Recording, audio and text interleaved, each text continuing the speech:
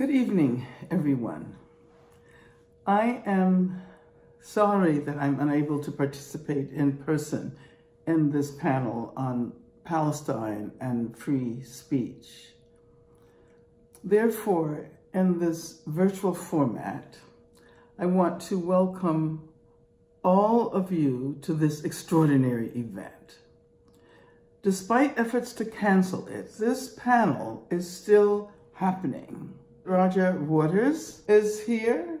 Hello, Roger, and thank you for always standing up for Palestine. Linda Sarsour is participating.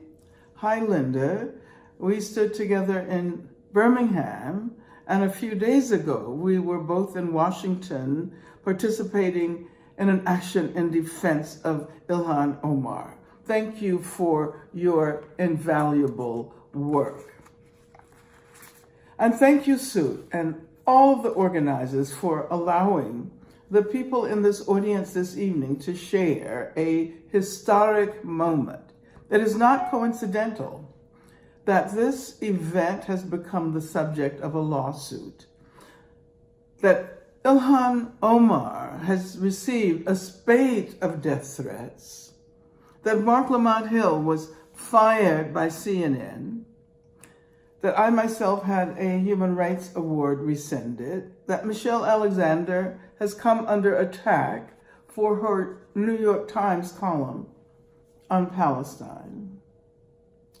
We are experiencing a new historical conjuncture in social justice organizing.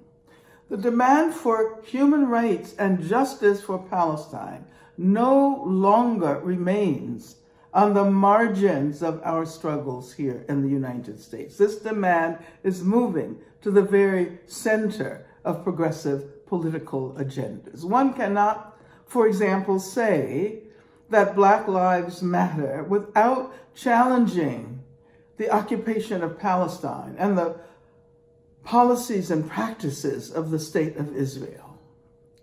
The political consensus that calls for support of Israel at all costs is breaking up.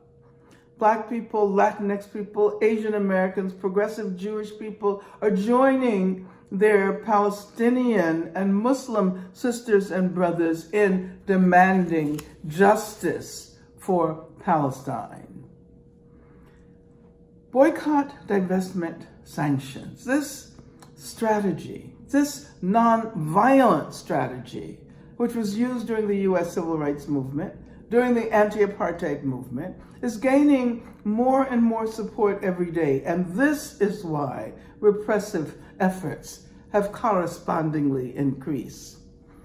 We contest the conflation of legitimate, impassioned critique of Israel with anti-Semitism, and the fabrication of a notion that when the left calls for justice for Palestine, when the left supports BDS, then it has become the anti-Semitic left. This indicates a failure to take anti-Semitism seriously, and it reveals the manipulation of charges of anti-Semitism in a way that recalls the McCarthy era and its manipulation of charges of being communist or communist sympathizers or friends of communist sympathizers.